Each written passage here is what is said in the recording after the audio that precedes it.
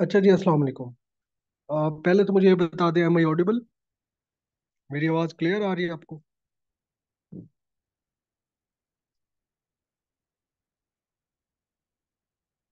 जल्दी से बता।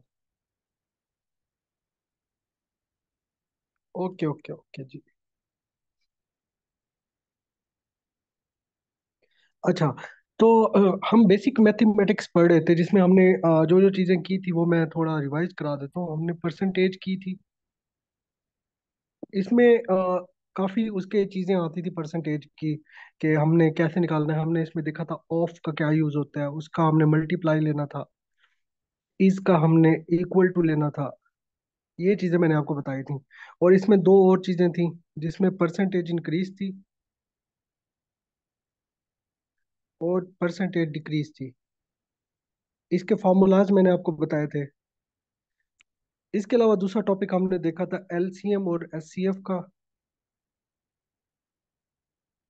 एचसीएफ का। और फिर हमने इंटरेस्ट को देखा था। इंटरेस्ट में दो किस्म की चीजें आती थी, एक सिंपल इंटरेस्ट था, एक कंपाउंड इंटरेस्ट था। इसके अलावा हमने सर्कल को देखा और ट्राइंगल को देखा, लेकिन वो मैं दोबारा से करा देता हूँ, सर्कल, ट्राइंगल और इंटरेस्ट। क्योंकि ये बहुत इंपॉर्टेंट है और काफी लोगों को क्लियर नहीं हुआ, तो मैं दोबारा क्लियर करा देता हूँ आपको।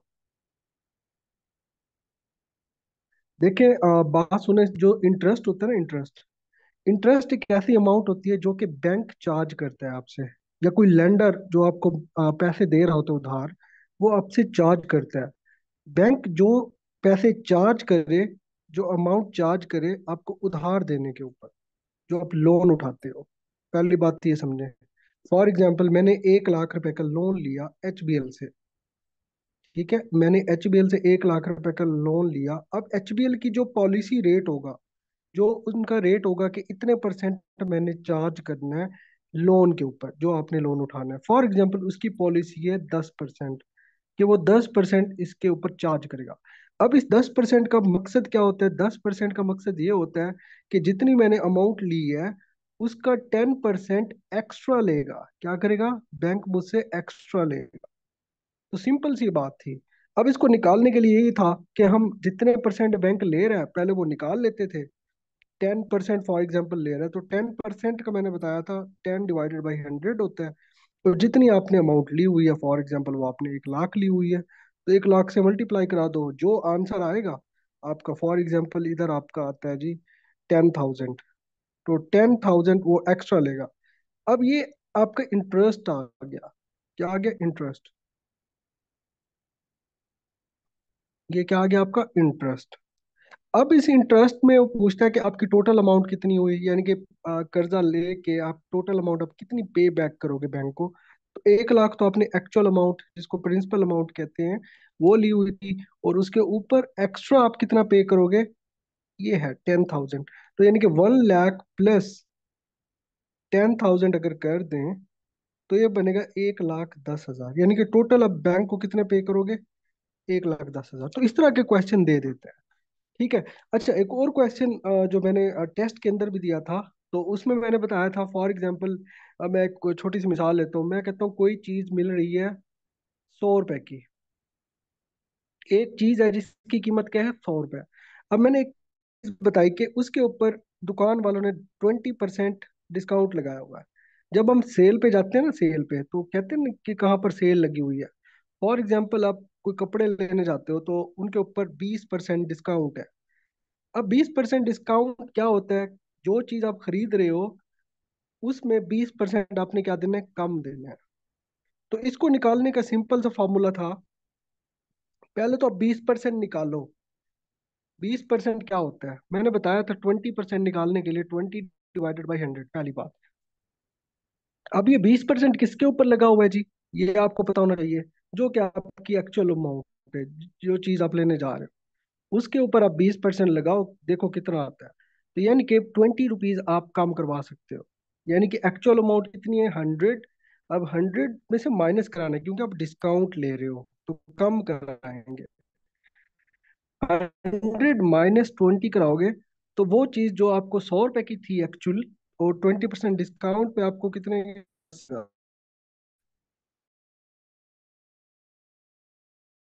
ये इंटरेस्ट बात करें वो बढ़ जाता है, जो आपका डिस्काउंट होता है लाइफ को लेके चलें कि मैं कुछ लेने जा रहा हूँ और उसके ऊपर सेल लगी हुई है, डिस्काउंट सेल को कहते हैं, तो आप उतने परसेंट उसका निकाल लें अमाउंट का, और उसमें से माइनस कर दें जो उसकी एक्चुअल अमाउंट है, तो वो आपका डिस्काउंट फैक्टर आ जाएगा। इजी आपने निकाल लेनी है, बस होता है वो थोड़ा संभाल लें। ये सिंपल इंटरेस्ट है फॉर एग्जांपल, ये कंपाउंड इंटरेस्ट है। इन दोनों में फर्क, थोड़ा सा फर्क है। जो आपका सिंपल इंटरेस्ट है ये इजी होता है, पहली बात, इजी होता है, इजी टू कैलकुलेट। इजी कैसे होता है? क्योंकि हर साल, फॉर एग्जांपल, अगर आपने कर्जा लिया रुपए का, 1 लाख रुपए का कर्जा लिया और 3 सालों के लिए लिया, यानी कि 3 साल की किस्तों में आपने लिया है, तो जो सिंपल इंटरेस्ट है वो हर साल सेम अमाउंट के ऊपर, एग्जांपल इनका इंटरेस्ट रेट था 5%, तो हर साल आपको 5% एक्स्ट्रा देना पड़ेगा। 3% 1 लाख रुपए का वो आएगा जनाब आपका 5,000, यानी कि हर साल आपको कितना देना पड़ेगा? 5,000। और कितने सालों के लिए? 3 सालों के लिए, यानी कि एक साल आपने 5,000 और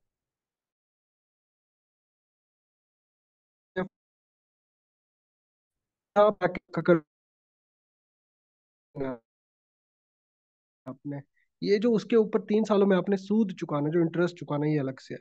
अब जब 3 सालों के लिए आपका देखो सेम आ रहा है, यानी कि एक साल आपने सेम पे किया, दूसरे साल भी आपने सेम इंटरेस्ट पे किया और तीसरे भी सेम पे किया। जब आप हर साल सेम इंटरेस्ट पे कर साल, तो वो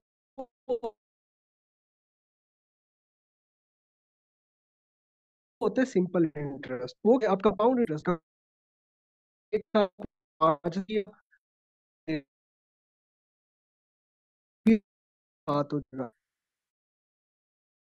तो याद रखें जो हर साल इंटरेस्ट आपको नया यानी कि चेंज होके आता है, तो वो होता है कंपाउंड, इतना सा फर्क है। तो इसमें आपको सिर्फ फॉर्मूलाज नहीं आएंगे याद रखना, ठीक है? हर साल सेम रहता है, हर साल आपको इंटरेस्ट की अमाउंट सेम पे करनी पड़ती है बैंकों को। लेकिन कंपाउंड में क्या होता है, हर साल आपकी अमाउंट क्या हो जाती है, चेंज हो जाती है। ठीक हो गया जी। इसमें ज्यादा मुश्किल नहीं था, आप इसके फॉर्मूलों के चक्कर में ना पड़े, जस्ट इसका कॉन्सेप्ट को समझना है आपने, और इधर सारा लिखा हुआ है। अच्छा, इधर आपने बताया कि एलसीएम और एचसीएफ का बता दें। देखिए जी, एलसीएम और एचसीएफ बहुत ही सिंपल चीजें हैं, मैं उसको भी रिवाइज करा देता हूँ। एलसीएम होता है लीस्ट कॉमन मल्टीप्लायर, एचसीएफ होता है हाईएस्ट कॉमन फैक्टर।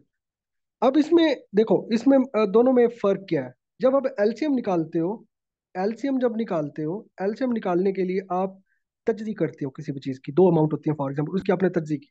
अब उनका जो रिजल्ट आएगा इस जगह पे, उनको आपने उस पर्टिकुलर फिगर के आगे लिख देना है।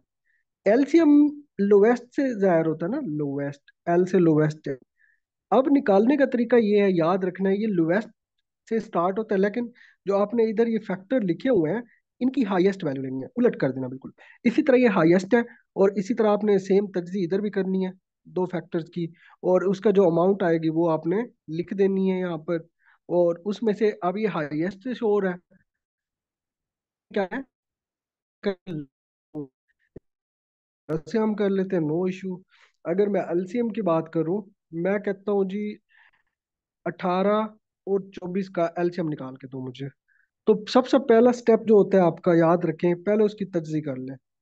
तज्जी कैसे करते हैं? 18 को अंदर रखें, सबसे पहले ऐसा फैक्टर लेके आएं जो सबसे कम हो, लीस्ट फैक्टर, तो वो दो है, सबसे पहले दो से स्टार्ट करते हैं।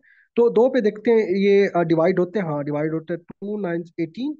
अब 9 को दोबारा से हम लोएस्ट से स्टार्ट, दो पे होता है, नहीं होता, फिर दो से आगे बढ़ जाएंगे, 3 पे आ जाएंगे, तो 3 से करके देखते हैं, हाँ 3 से हो जाता है। फिर 3 को देखेंगे कि 2 से हो जाता है, नहीं नहीं होता, फिर 3 से दोबारा कर देंगे हम, फिर ये 1 आ जाएगा। ये एक हमारा हो गया। इस तरह मैं 24 की करना चाहता हूँ तरजीह। तो 24 को पहले देखेंगे, 2 से हो जाता है, यस हो जाता है, 12 दूनी 24। 2 से फिर देखेंगे, हो जाता है, 6 दूनी 12। फिर देखेंगे छः दो से हो जाता है, यस हो जाता है, दो तिया छः। अब तीन दो से नहीं होता, तो तीन तीन पे जाएगा, तो तीन यहाँ तीन दिया, या तीन एकम तीन। तो ये दो चीजें आपकी निकल के आ गई। अब इसको लिखना कैसे है? 18, 24। अब इनके दोनों के फैक्टर हमने देखने हैं। अब गौर से देखने हैं, ये वाली चीजें हमने काउंट करनी होती है, ये इस लाइन वाली। अगर मैं 18 की देखूं तो दो एक बार आ रहा है, कितनी बार आ रहा है? एक बार। जितनी बार उसकी उतनी पावर लिख दें। एक बार आया, मल्टी, और दो, तो तीन दो दफा आ रहा है, तो तीन लिख के उसकी पावर दो कर दें, सिंपल। इसी तरह मैं इसके ऊपर आ जाता हूँ, 24 के ऊपर। इसमें देखिए दो कितनी बार आ रहा है, एक दो तीन। दो लिखे, जितनी बार आ रहा है उसकी पावर लिखते हैं। और तीन कितनी बार आ रहा है? एक बार आ रहा है, मल्टीप्लाई करके तीन को एक करते हैं। अब दोनों में से हमने फाइंड क्या करना है? देखना है दोनों में से हर एक में से लोवेस्ट कौन सी है। अगर ऊपर में से देखें तो लोवेस्ट वैल्यू कौन सी है? सॉरी, ये एलसीएम है ना, एलसीएम लोवेस्ट से स्टार्ट होता है तो हम हाईएस्ट देखेंगे हमेशा। ये लोवेस्ट से स्टार्ट होता है, एलसीएम के केस में हमने देखना है कि इन दोनों में से हाईएस्ट कौन सी है और इन दोनों में से हाईएस्ट कौन सी है। अब हाईएस्ट 18 में से कौन सी है? ये वाली वैल्यू है। अगर इसकी और इसकी बात करें तो उसको आप लिख दें, 3 की पावर 2। इधर देखेंगे जो हाईएस्ट है वो कौन सी है? वो ये वाली है, 2 की पावर 3। अब ये दो वैल्यूज आपकी आ गई। अब इन दो वैल्यूज को आपने सिंपली क्या करा देना है? मल्टीप्लाई। अब मल्टीप्लाई क्या होगा? 2 की पावर 3। देखें, 3 होता है 9। 2 की पावर 3 क्या होता है? दो दूनी चार, चार दूनी आठ। यही होता है ना। आठ नम क्या होता है? आठ नम 72 होता है, तो 72 इसका क्या आ जाएगा? एलसीएम आ जाएगा। ये सिंपल सी, इसकी स्क्रीनशॉट ले लें। इसकी आप स्क्रीनशॉट ले लें।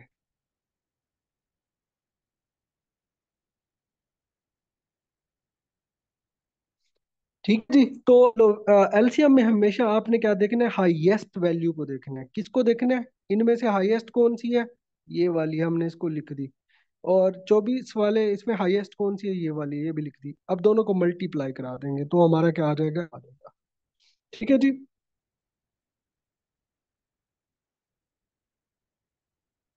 जी जी, किसी की क्यूरी है तो बता दें मुझे।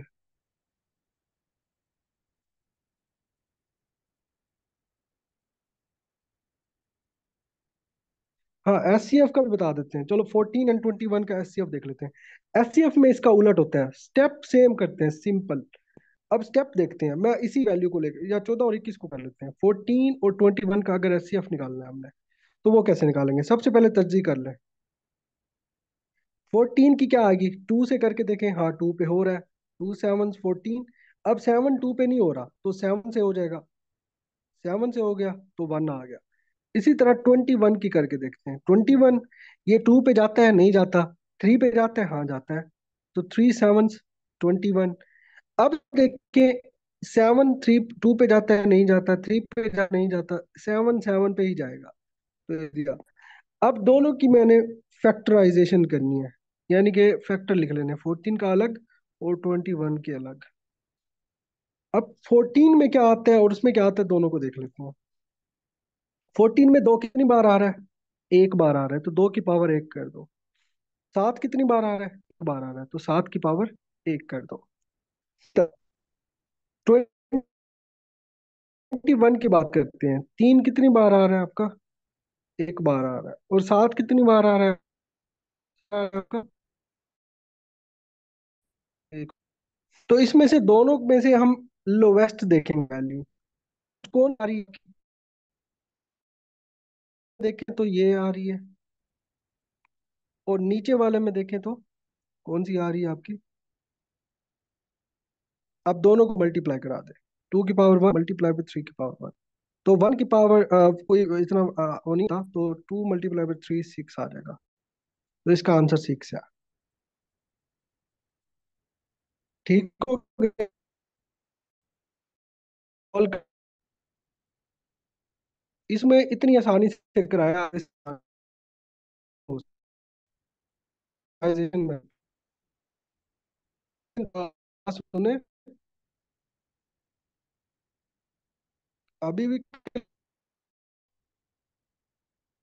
एचसीएफ में आपने लोवेस्ट वैल्यू लेनी है, उलट करना है आपने। क्यों कंफ्यूज कर रहे हैं अपने आप को? उलट करना है। या आपकी प्रैक्टिस से होगा।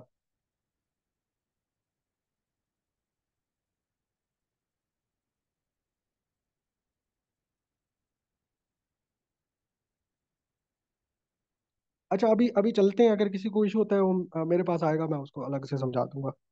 आप अभी इसी तरह हम फिर इधर ही बैठे रहेंगे हम। अगर किसी को नहीं भी आया ना, मैं दोबारा से इसको करा दूंगा, नो इशू। अभी आगे चलते हैं, कुछ आगे चीजें भी कर ले, न्यू चीजें भी कर लेना। सारे एलसीएम एचसीएफ में ना फंसे रहे हैं। देखो, हमने सर्कल को शुरू किया था। इसके सिंपल फार्मूलाज आपने याद रख लेने और कुछ नहीं करना। इसका फार्मूला क्या होता है? तो आपका सर्कल इस तरह सर्कल हो, उसका जो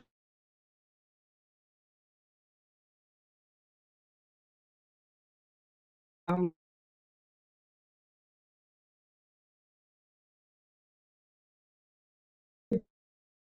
दो रेडियस मिला के डायमीटर बनता है, यानी कि D is equal to 2 are.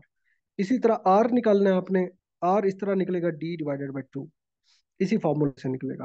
तो अगर आपसे आपको डायमीटर दिया है और क्या दे के रेडियस फाइंड करो, तो उसको दो पे डिवाइड कर दें, रेडियस आ जाएगा। अगर रेडियस दिया हुआ है, डायमीटर फाइंड कराते हैं। सिंपल सी बात है। इसी तरह अगर आपसे के सरकमफेरेंस फाइंड करके दें और सिर्फ आपको डी दिया हुआ है, तो डी से आप सरकमफेरेंस कैसे फाइंड करेंगे? डी दिया हुआ है, डी को पहले मल्टीप्लाई कराएंगे 2 से, आर आ जाएगा। आर आ जाएगा तो आप 2 2 पाई आर कर सकते हैं। अगर डायरेक्ट करना है तो सिंपल डी को पाई से मल्टीप्लाई करा दे, तो दोनों फार्मूला से आ जाता है। इसी तरह एरिया की बात करें, अगर रेडियस नहीं दिया हुआ, आपको डायरेक्ट रेडियस नहीं दिया हुआ, डायमीटर दिया हुआ है, तो डायमीटर को डिवाइड करेंगे 2 से, रेडियस आ जाएगा, और रेडियस को इधर पुट कर देंगे और आपका एरिया आ जाएगा। पाई की वैल्यू आपको पता होना चाहिए, होती है 3.1416। तो ये आपके पास वैल्यू होगी। इतना मुश्किल नहीं पूछेगा, क्योंकि इसकी कैलकुलेशन आपको बड़ी हैवी लगेगी, कैलकुलेशन मुश्किल हो जाती है। और इसकी दूसरी वैल्यू अगर देखें, वो होती है 22/7। इस तरह से भी इसको कर सकते हैं। तो इसके इतने फार्मूलाज आप याद रखें, काफी हैं। अच्छा, तो ये ट्राई बड़ा एंगल को दो हिस्सों में डिवाइड करते हैं। एक तो उसकी टाइप्स होती है उसकी साइड के लिहाज से, एक उसकी टाइप्स होती है उसकी एंगल के लिहाज से। अगर आपसे पूछ ले, ऐसा ट्राइंगल बताओ जिसकी सारी साइड्स इक्वल होती हैं, इक्वल साइड्स होती हैं, यानी कि जिनकी लेंथ इक्वल होती है, इसकी भी लेंथ इक्वल होगी, इसकी भी और इसकी भी साइड की, तो उसको कहते हैं इक्विलेटरल ट्रायंगल। इक्वल से आप देख लें, इक्विलेटरल ट्रायंगल क्या होता है? जिसकी सारी साइड्स क्या हो, बराबर हो। क्या हो? जिसकी सारी साइड्स बराबर हो। इसी तरह आइसोसेलेस ट्रायंगल है जो हमारा, उसमें क्या होता है? आइसोसेलेस में सिर्फ दो साइड्स बराबर होती हैं। कौन सी साइड्स बराबर होती हैं? दो साइड्स बराबर होती हैं। अब इसको अगर लिखना चाहूँ, फॉर एग्जाम्पल अगर मैं इसको इस तरह लिख दूँ, ये एक साइड, ये एक साइड, ये दोनों बराबर है। अगर मैं इसको लेके जाऊं इस, अब ये बराबर नहीं होगी। ठीक है, यानी कि इसकी शेप ऐसी हो जाती है जिसमें दो साइड्स बराबर होती है, तीसरी नहीं होती। स्केलिन की बात करूं, ऐसा ट्राइंगल जिसकी सारी साइड्स बराबर नहीं होती, तीनों की तीनों इसकी डिफरेंट होती हैं। एंगल्स की बात करूँ तो एंगल हमेशा, आपने हमेशा याद रखना है कि ट्राइंगल के अंदर एक एमसीक्यू आता है, पूछ लेता है कि सम ऑफ द एंगल्स क्या होता है। तो सम ऑफ द एंगल आपने इस तरह मालूम करना है, 60 + 60 + 60, ये 180 डिग्री आपका करेक्ट होगा। तो कहेगा एंगल्स का सम बताए ट्राइंगल के अंदर, तो 180 डिग्री होता है। इसी तरह अगर बात करूं एंगल्स के लिहाज से उसकी टाइप्स कितनी है, वो भी तीन है, एक्यूट है, राइट है, ऑब्ट्यूज है। जो एक्यूट ट्राइंगल होता है वो होता है आपका लेस देन 90 डिग्री के। एप्ट्यूज क्या होता है? जो मोर देन 90 डिग्री के होता है। राइट क्या होता है? राइट हमेशा राइट होता है, ये समझ लें, वो बराबर होता है 90 के। जो 90 के बराबर होता है वो राइट हो जाएगा, जो 90 से कम होगा वो एक्यूट हो जाएगा, जो 90 से ज्यादा होगा वो एप्ट्यूज हो जाएगा। अच्छा, अक्सर इसका क्वेश्चन इस तरह पूछ लेते हैं, बड़ा आसान सा होता है, बच्चे घूम जाते हैं। दो किस्म की चीजें पूछ सकता है, या उसका पेरीमीटर पूछ लेता है या उसका एरिया पूछ लेता है। आपने जस्ट डिवाइड और मल्टीप्लाई कराना है।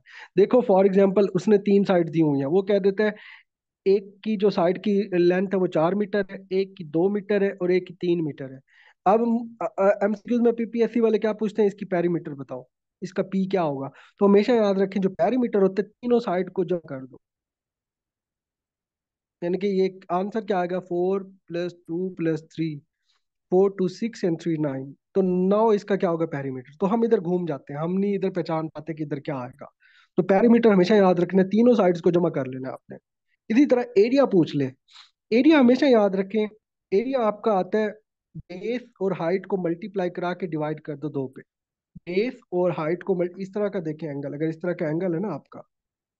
अब बेस क्या होती है इसमें, मैं इसको मिटा देता हूँ, मैं यहाँ लिखता हूँ, ट्राइंगल है। तो इसमें हाइट क्या होती है और बेस क्या होती है, ये होती है बेस और ये होती है हाइट। अब इन दोनों को मल्टीप्लाई कराना होता है और डिवाइड करा देना होता है टू पे। यानी कि फॉर एग्जांपल अगर आपसे क्वेश्चन पूछ ले, एक ट्राइंगल है, उसकी बेस है, उसकी बेस है 2 और उसकी हाइट है 4, और आपसे पूछ लेता है कि इसका एरिया बताओ। तो एरिया का फॉर्मूला ये होता है, आपने इन दोनों को मल्टीप्लाई कराना होता है, बेस और हाइट को मल्टीप्लाई कराएं जी, 4 × 2 और डिवाइड करा देना होता है टू पे। 4 to 8, 8 / 2, 4 इसकी क्या आ जाएगी, एरिया। अब ये एरिया मीटर स्क्वायर में होगा, यानी कि जो भी आपको यूनिट दिया होगा उसका स्क्वायर में आएगा, एरिया हमेशा स्क्वायर में आता है। और जो पेरीमीटर हमेशा सिंगल मीटर में आएगा या सेंटीमीटर में, जो गिवन हो।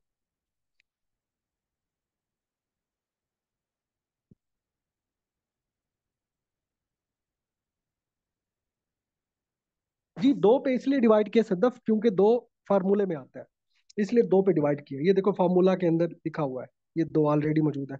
सिर्फ हमने चेंज क्या करना है, बेस और हाइट को, जो गिवन होगी उसको इधर पुट कर देना, मल्टीप्लाई करा के दो पे डिवाइड कर देना। पेरीमीटर में सिंपल ऐड करा देते हैं, और ये बहुत आता है क्वेश्चन, मैं बता दूं आपको। मैंने इसलिए इंपॉर्टेंट इंपॉर्टेंट आपको ये दिए, ज्योमेट्री इतनी कॉम्प्लेक्स नहीं मैंने बताई आपको। अच्छा, स्क्वायर ये भी बड़ा इंपॉर्टेंट है। स्क्वायर होता क्या है पहले वो समझे।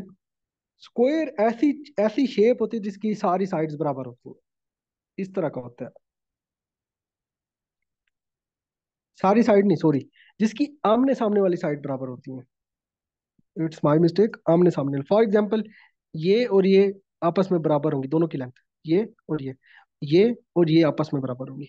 यानी कि ऐसी शेप जिसकी आपस वाली आमने सामने वाली साइड क्या होंगी, बराबर होती हैं।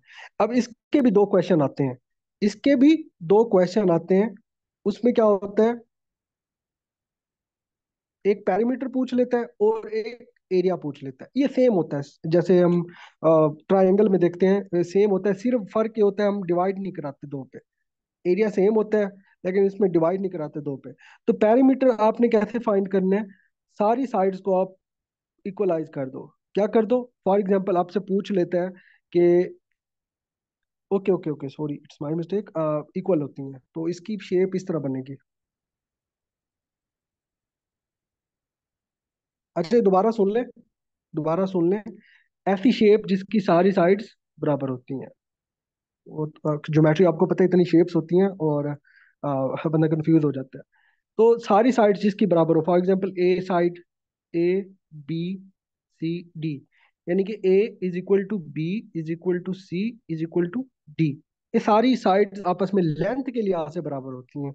तो अगर आपको कोई दे दे, फॉर एग्जांपल स्क्वायर दे दे, स्क्वायर दे दे और दे इसकी इतनी साइड्स हैं और मुझे पेरीमीटर फाइंड करके दो, तो उसका फार्मूला सेम है।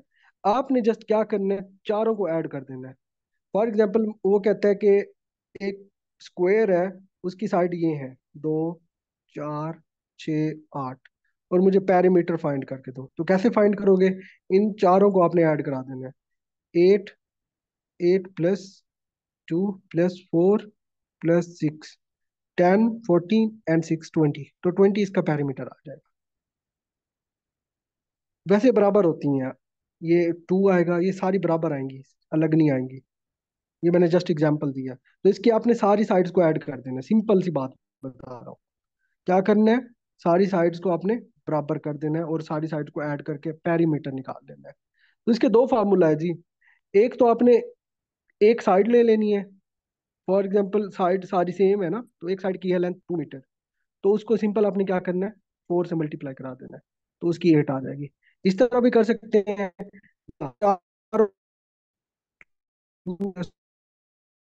2 + 2 तो वो भी आपकी इक्वल आ जाएगी 8 मीटर। ठीक हो गया, मैं रिवाइज करा देता हूँ। स्क्वायर ऐसी शेप होती है जिसकी सारी साइड्स क्या होती हैं, लेंथ के वाइज बराबर होती हैं, यानी कि ए साइड, बी साइड, सी साइड और डी साइड। अब आपसे पूछ लेते हैं पेरीमीटर बताएं। तो आपने सिर्फ एक साइड को पकड़ना है, एक फार्मूला ये है, एक साइड को पकड़ना है, उसको 4 से मल्टीप्लाई करा देना है, या आपने चारों को ऐड करा देना है, सेम चीज है। इसी तरह आपसे पूछ लेते हैं कि एरिया बताओ स्क्वायर का। तो एक साइड को पकड़ें किसी भी, उसको दो से उसकी, फॉर एग्जाम्पल सारी लेंथ आपको 2 मीटर बता रहा है, तो आप 2 की पावर 2 ले लें, तो 4 आ जाएगा, वो उसका एरिया आ जाएगा। और हमेशा एरिया याद रखें, ये स्क्वायर में होते हैं, मीटर स्क्वायर में होता है, या अगर सेंटीमीटर में दिया हो तो सेंटीमीटर स्क्वायर में होता है। और उसकी पेरीमीटर होता है या तो मीटर में होता है या सेंटीमीटर में होता है, इसकी कोई पावर नहीं होती में। अक्सर ये क्वेश्चन कंफ्यूज करने के लिए दे देता है। अच्छा, इसके अलावा फॉर एग्जांपल ये पूछ ले कि वैसे ये आपका इतना वो नहीं, आप इसके इसमें ना पड़े, क्योंकि ये कैलकुलेट ही नहीं होगा आपसे, तो इसके चक्कर में ना पड़े। डायगोनल क्या होता है, वैसे बता दूं डायगोनल क्या होता है, इस तरह की लेंथ ये बताता है डायगोनली, लेकिन इसकी आपको जरूरत नहीं पड़ेगी।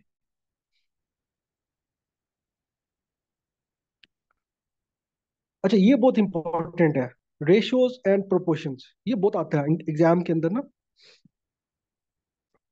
मुझे आज फ्लू है, तो इसमें थोड़ी आपको आवाज का प्रॉब्लम आ रहा होगा। हमें दो किस्म की चीजें पूछी जाती हैं, एक रेशो पूछी जाती है और एक प्रोपोर्शन पूछी जाती है। तो हमेशा याद रखना है, रेशो और प्रोपोर्शन के सवाल बड़े इजी होते हैं। हम जस्ट ये देखते हैं इसमें यार ये क्या पूछा हुआ है, इसको नहीं करते, दफा कराओ। तो अपने रेशो क्या होती है, प्रोपोर्शन क्या होती है, पहले वो समझ लेते हैं। रेशो और प्रोपोर्शन में क्या फर्क होता है। रेशो एक ऐसी चीज होती है जो दो क्वांटिटीज के दरमियान कंपैरिजन कराती है। टू क्वांटिटीज यानी कि दो नंबरों के दरमियान क्या कराती है, कंपैरिजन।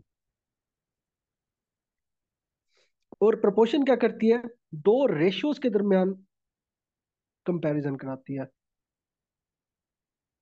ये एक फर्क है, पहली बात।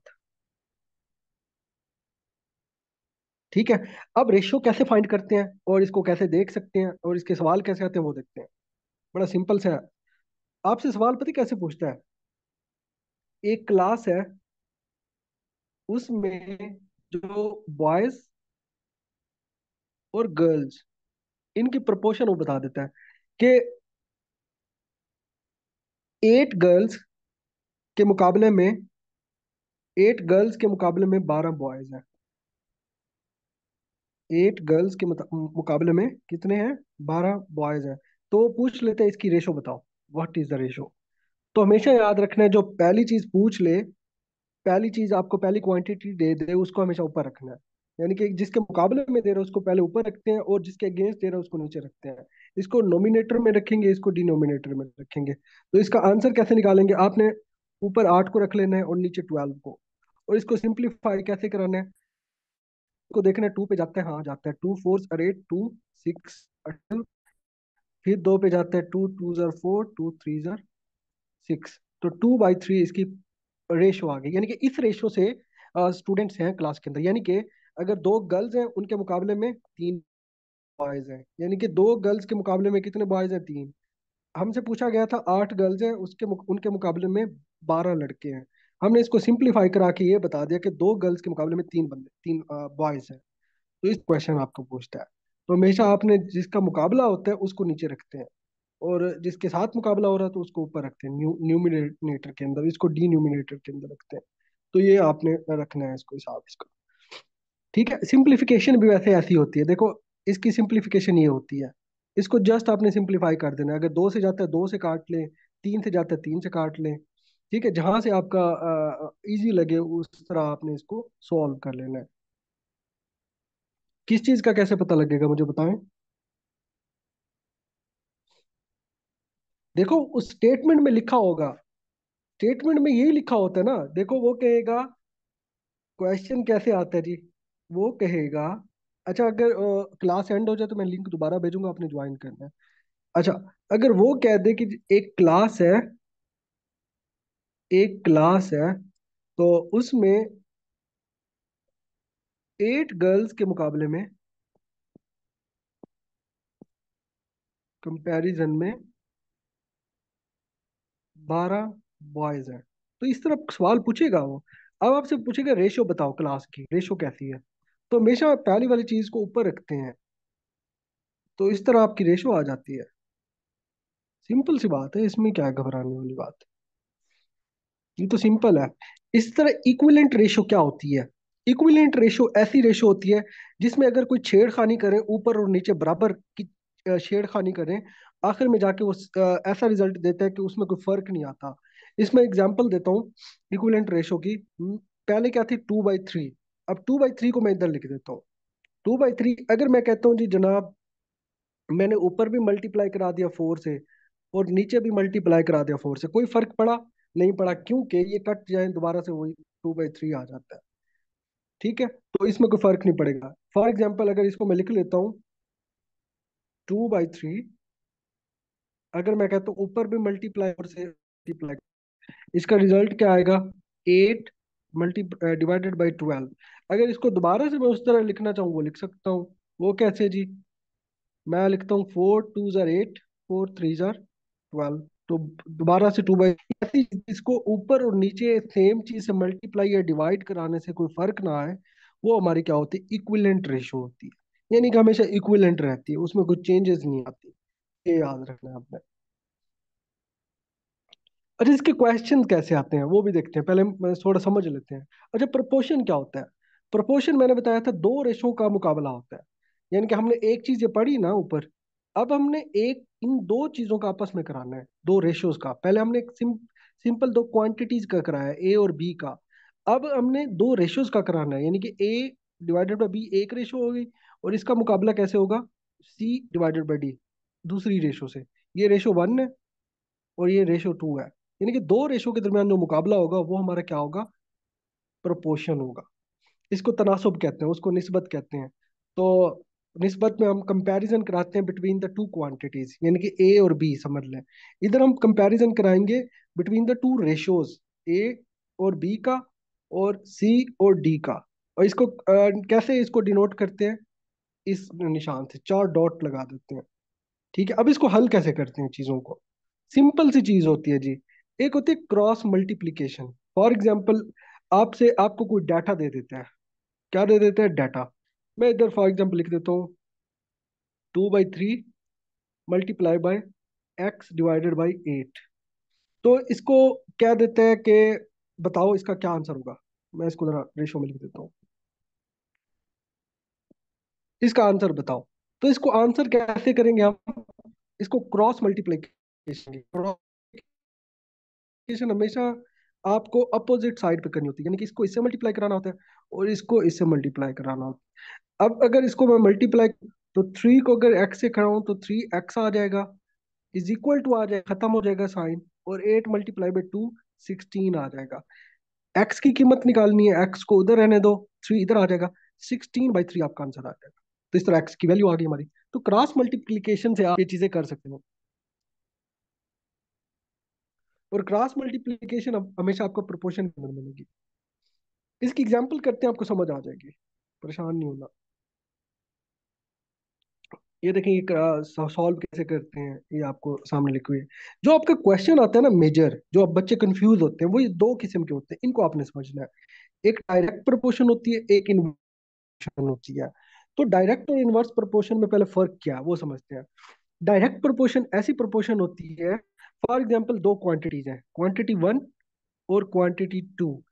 डायरेक्ट में ये होता है, अगर अगर क्वांटिटी 1 बढ़ती है तो क्वांटिटी 2 भी बढ़ जाती है। अगर क्वांटिटी 2 कम होती है, क्वांटिटी कम, तो क्वांटिटी 2 भी कम हो जाती है। एक चीज बढ़ने से दूसरी चीज बढ़ जाए और एक चीज के कम होने से दूसरी चीज कम हो जाए, तो वो होती है डायरेक्ट प्रोपोर्शन। इसी तरह इसको उलट लिख लेते हैं, क्वांटिटी 1 है, क्वांटिटी 2 है। अगर मैं क्वांटिटी 1 को कम कर दूं तो क्वांटिटी 2 अगर बढ़ जाए, इसी तरह क्वांटिटी टू को, अगर क्वांटिटी वन को ज्यादा कर दो और क्वांटिटी टू कम हो जाए, तो ये क्या होगी? इनवर्स। समझ आ रही है ना? पहले इतनी डेफिनेशन याद रखें। अगर डायरेक्ट में क्या होता है, अगर एक क्वांटिटी के बढ़ने से दूसरी क्वांटिटी बढ़ जाती है, और एक क्वांटिटी के कम होने से दूसरी क्वांटिटी कम हो जाती है, तो वो डायरेक्ट होती है। इनवर्स क्या होती है? एक क्वांटिटी के कम होने से दूसरी बढ़ जाती है, यानी कि उलट रिलेशन, इनवर्स रिलेशन हो जाता है, वो डायरेक्ट होता है। तो इसको डायरेक्ट कहते हैं और इसको इनवर्स कहते हैं। इन दोनों के फॉर्मूलाज हैं, सिंपल से फॉर्मूलाज हैं। जो डायरेक्ट प्रोपोर्शन है उसका फॉर्मूला ये है, x1 divided by Y 1 is equal to x2 divided by Y 2। इसी तरह इनवर्स की बात करें तो वो मल्टीप्लाई हो जाता है, x1 y1 is equal to x2 y2। अब इसको सॉल्व कैसे करते हैं, हाउ टू सॉल्व इट, ये मैं आपको लिंक शेयर कर रहा हूँ। ये क्लास एंड होने वाली है, तो आप दोबारा से ज्वाइन कर रहे हैं। बड़ी इंपॉर्टेंट क्लास है, इसके ऊपर करते हैं बस। जी, ये तो अभी बच्चे कंफ्यूज हो के ज्वाइन करें।